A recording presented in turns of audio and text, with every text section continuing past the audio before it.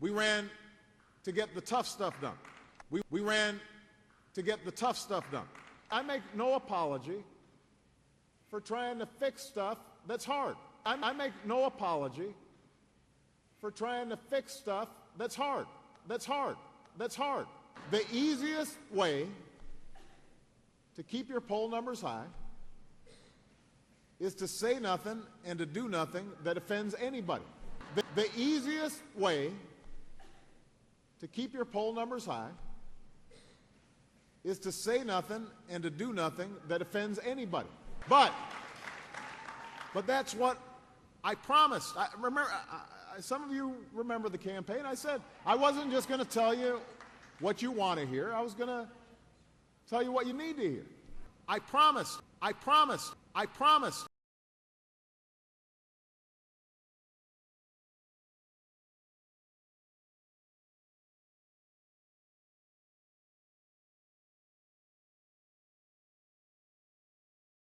All right, everybody's pointing in this young woman in the red here, so we'll start with you.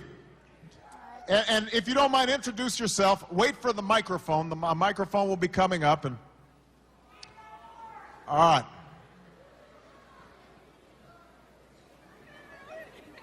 Hello, Mr. President. My name is Laila Abdelaziz. I'm a student at the University of South Florida. Hey, Laila.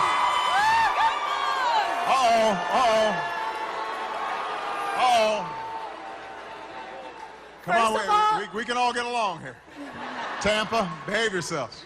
First of all, I'd like to say that I did work on your campaign. I think it's great what you did for the community because you involved us as the youth to understand the grassroots movement and what impact it can make. Thank you. My question is, last night in your State of the Union address, you spoke of America's support for human rights. Mm-hmm.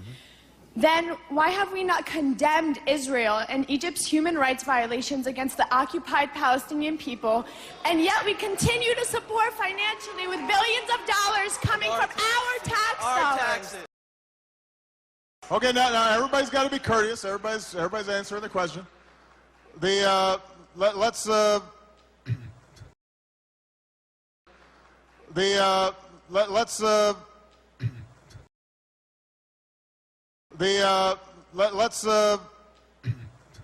let me just talk about the Middle East generally. Look. All right, everybody, come on. Hold on 1 second. I got to answer my question first, sir. Okay. I know you got some beads on? Are those New Orleans beads? Okay. Look. The Middle East is obviously an issue that has plagued the region for centuries. And it's an issue that elicits a lot of passions, as you heard. Here's my view. Israel is one of our strongest allies.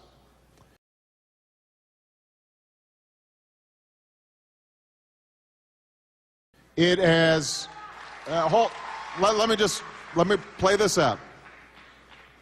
It is a vibrant democracy. It shares links with us in all sorts of ways. It is critical for us, and I will never waver from ensuring Israel's security and helping them secure themselves in what is a very hostile region. So I make no apologies for that. What is also true is that the plight of the Palestinians is something that we have to pay attention to, because it is not good for our security, and it is not good for Israel's security if you've got millions of individuals who feel hopeless, who don't have an opportunity to get an education or get a job or what have you. Now, the history of there is long, and I don't have time to go through the grievances of both sides in the issue. What I have said, and what we did from the beginning when I came into office, is to say we are seeking a two-state solution in which Israel and the Palestinians can live side by side in peace and security. In order to do that, both sides are going to have to make compromises.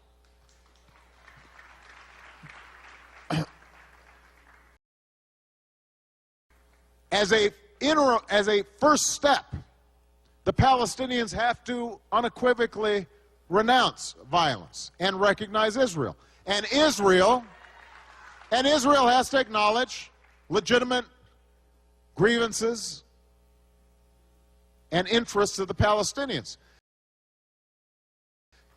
We know what a solution could look like in the region, but here's the problem that we're confronting right now, is that both in Israel and within the Palestinian territories, the politics are difficult. They're divided. The Israeli government came in based on the support of a lot of folks who don't want to make a lot of concessions.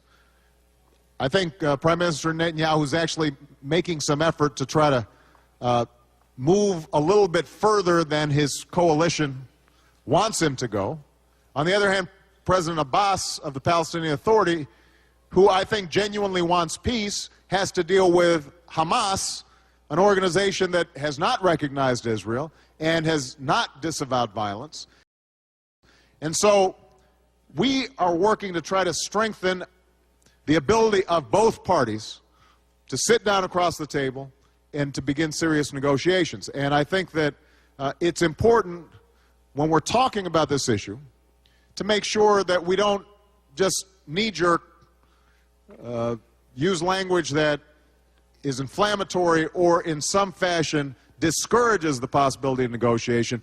We've got to recognize that both the Palestinian people and Israelis have legitimate aspirations, and they can be best served if the United States is helping them understand each other as opposed to demonizing each other. All right? Okay.